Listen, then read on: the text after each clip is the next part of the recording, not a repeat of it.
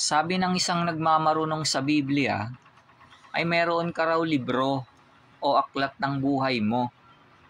At tapos na raw lahat yon bago ka pa ipanganak. Nasa sayo na lang daw yon kung lalakaran mo yung nakalagay sa aklat ng buhay mo. Alam nyo, yung praise o katagang aklat ng buhay ay isa lang ang tinutukoy nun sa Biblia. Yung aklat ni Jesus yon, na kinasusulatan ng pangalan ng mga maliligtas o magtatamo ng buhay na walang hanggan sa paraiso.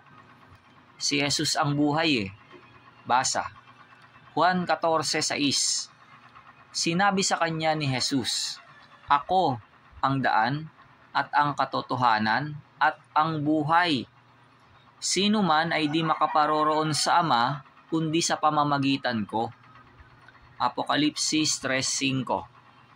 Ang magtagumpay ay daramtang gayon ng mga mapuputing damit at hindi ko papawiin sa anumang paraan ang kanyang pangalan sa aklat ng buhay at ipahahayag ko ang kanyang pangalan sa harapan ng aking Ama at sa harapan ng kanyang mga anghel. Walang praise o katagang aklat ng buhay sa Biblia na tumutukoy sa buhay ng tao na ikinabuhay niya sa mundo. Ang nasa Biblia ay aklat ng alaala ng mga nangatakot at nangatatakot sa Diyos at gumunita ng kanyang pangalan. Basa Biblia, Malakias 3:16. Nang magkagayoy silang nangatatakot sa Panginoon ay nagsang-usapan at pinakinggan ng Panginoon at dininig at isang aklat ng alaala ay nasulat sa harap niya para sa kanila na nangatakot sa Panginoon at gumunita ng kanyang pangalan. Hindi totoo yon na nakasulat na yung magiging buhay mo sa mundo bago ka pa ipanganak. Lanon, ano ka, si Jesus? Or feeling mo ba ay si Jesus ka? Ang Panginoong Jesus yung ganon, na nakasulat na ang magiging buhay niya sa mundo hanggang sa mamatay siya. Ginanap niya yon.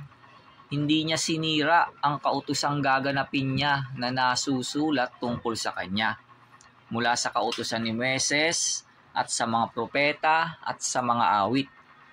Kaya nung nandun na siya sa krus, ang sabi niya ay naganap na. Gets nyo? Read Bible. Mateo 5:17.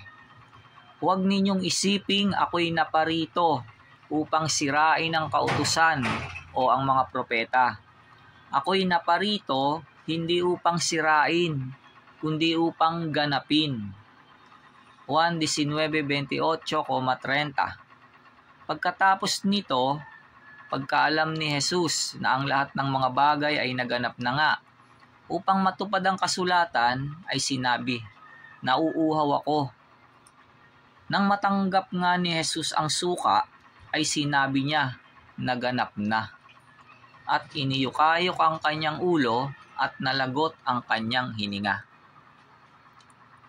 Lucas 24:44-46. At sinabi niya sa kanila, "Ito ang aking mga salitang sinabi ko sa inyo nang ako'y sumasa inyo pa, na kinakailangang matupad ang lahat ng mga bagay na nangasusulat tungkol sa akin sa kautusan ni Moises at sa mga propeta at sa mga awit." Nang magkagayoy binuksan niya ang kanilang mga pag-iisip upang mapag-unawa nila ang mga kasulatan.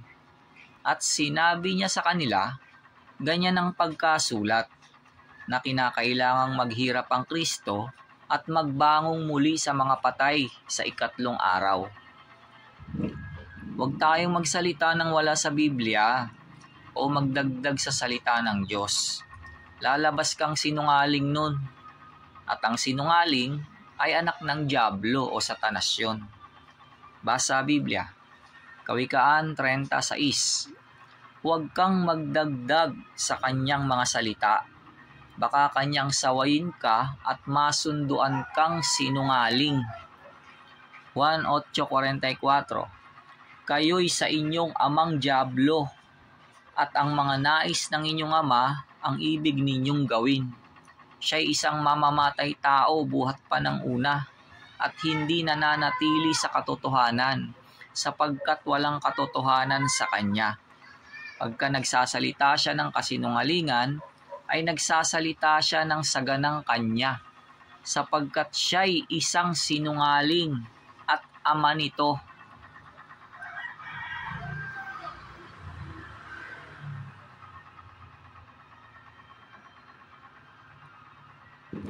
Unang Korinto 4:6.